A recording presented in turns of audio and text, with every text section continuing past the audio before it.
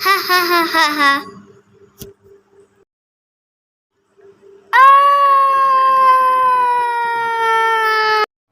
अरे कोई है, देखो तो जरा इसको क्या हुआ है। एक्सक्यूज मी भाई साहब, आपको चोट तो नहीं आई?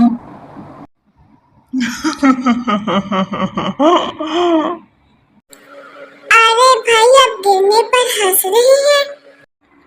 हंसा इसलिए हूँ कि यही काम पीछे मैं करके आया हूँ।